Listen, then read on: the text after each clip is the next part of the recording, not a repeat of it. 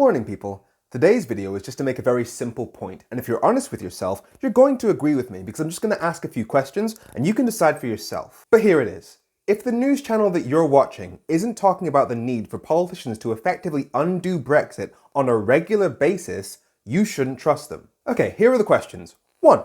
Are we in a poverty crisis right now? Are millions of people struggling to make ends meet? 2. If political news channels cared about you at all, wouldn't they focus their discussions on the policies that have the highest potential to help you with the cost of living crisis, i.e. the biggest factors that are affecting our economy? 3. Wouldn't they be pragmatic? Wouldn't they focus on the things that the government can actually control? Like, sure, tell us about how global factors like the war in Ukraine and COVID are affecting our economy, but the government can't actually fundamentally change those things. So given that most of these news channels have a government politician on their show pretty much every day, wouldn't it make the most sense to question them on the policies that they can actually control, that have the highest potential to improve people's quality of life? Instead of just vaguely pointing at the state of the economy, or focusing on issues that are of far less economic significance, like how many people are crossing the channel. 4, and this is the big one. Can you think of any other policy that the government has control over that would have a bigger impact on the state of the economy than rejoining the EU single market? Now I know, obviously it's me, so of course I'm going to think that reversing Brexit is the top priority, because you've heard that thing about how if something isn't working and you show it to a physicist, they'll think it's a physics problem. If you show it to a chemist, they'll think it's a chemistry problem. And so if you show it to an anti-Brexit campaigner who used to work in the EU, obviously I'm going to think it's a Brexit problem. So I do understand the concept of bias. So let's just go through it together. What are the options for making things better? We've already established that the government can't simply end the war in Ukraine and the effects that's having on inflation. So what can it do? For starters, infrastructure investment in the north and other neglected parts of the UK, absolutely. But with that, we're talking about building roads, replacing rail track, building residential areas, building factories. So that's a timeline of years. On the other hand, levelling up clearly hasn't worked because regional inequality has only gotten worse under this government.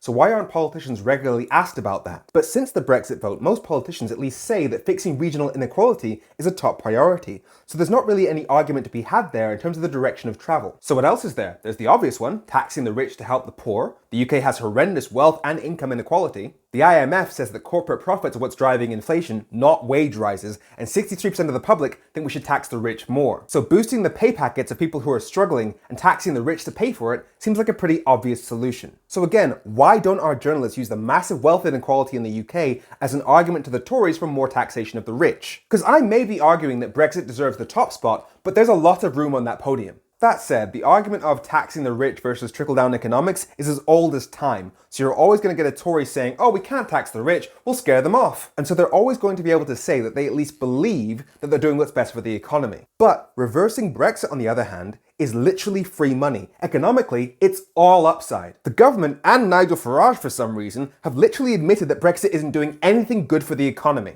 I felt that there would always be a short-term cost.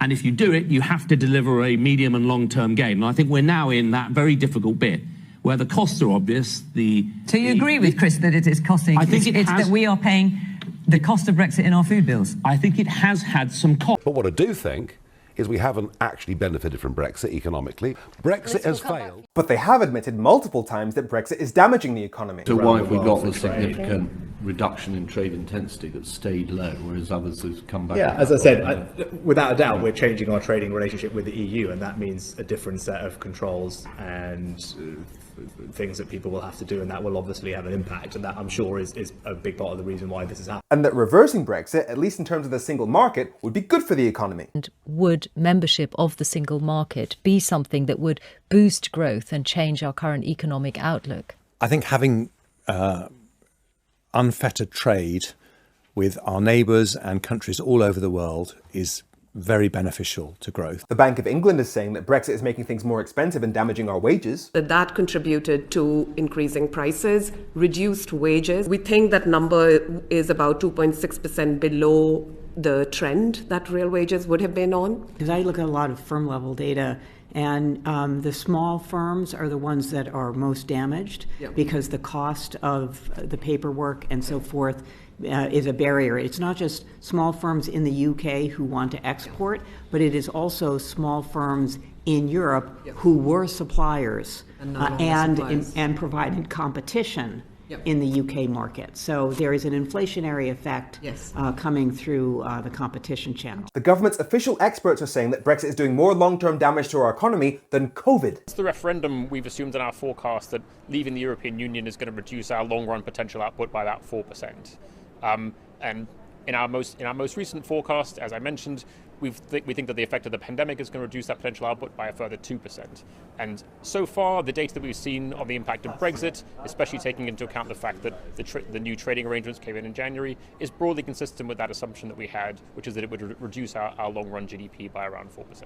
Yeah, in the long term, it is the case that Brexit has a bigger impact than the pandemic. Recent polling shows that 62% of us would vote to rejoin the EU, and the EU's Brexit negotiators said the door is always open for us to rejoin the EU and the single market. The door is open any time to be part of the single market, to be part of the customs union, to rejoin the EU. We're talking about £100 billion a year just sitting on the table, and the government is refusing to give it to us while we face the worst fall in living standards ever recorded. 5.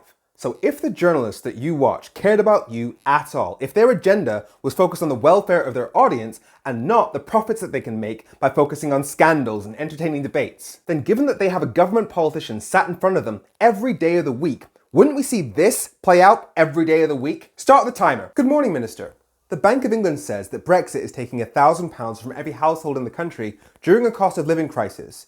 You could call up the EU and tell them you wanted back in the EU single market as soon as you left this studio, and we would see our economy improve almost immediately because of the increased market confidence in the UK boosting the pound. So why don't you? Look, the British people took a decision in 2016 to leave the European Union, and this government is respecting the will of I didn't say the EU, I said the EU single market. That's the system of rules that means that anything that's made in one EU country is automatically legal to sell in any other EU country without any costly checks or paperwork. That's what's costing our economy £100 billion a year. No, you see, the British people voted to take back control of our laws. We can't very well do that if we're stuck to the EU's rules and regulations. That's why this government is getting on with the job. Sorry, if we voted to leave the EU, that's all it said on the ballot paper. All the stuff about controlling our laws, that was just part of the marketing campaign of Vote Leave. Just like your promise that Brexit wouldn't damage our trade at all, and it clearly has, and your own government has admitted that. So you can't just pick and choose which bits of the Vote Leave propaganda people voted for. All we've got to go on is the ballot paper, which said leave the EU. And we're out of the EU. You don't have a mandate for us being out of the single market, and that's what's really hurting people. That's a decision that your government is making on its own. So I ask you again, why are you refusing to stop hurting people? See, this government won a huge majority. The people backed Boris Johnson and his Brexit deal. You only got 44% of the vote. Over 52% voted for parties that were offering a second referendum. So again, I ask you, why are you deliberately hurting people during the worst financial years of our lives? Look, this government is getting on with the job. We're shooting the boats, we don't shop at Costa, Keir Starmer wants to glue us all to union members while he has sex with Jeremy Corbyn. Do you see how easy that was? Under 2 minutes. And they could do that every day. And it would no longer be politically safe for politicians to support policies that deliberately hurt us. So why don't they? If your news channels care more about you than profits and ratings, why don't they help us? And if they don't care about you, then why do you trust them? Anyway, make sure you're at the National Rejoin March on the 23rd of September. I'm Femi. Have a great week.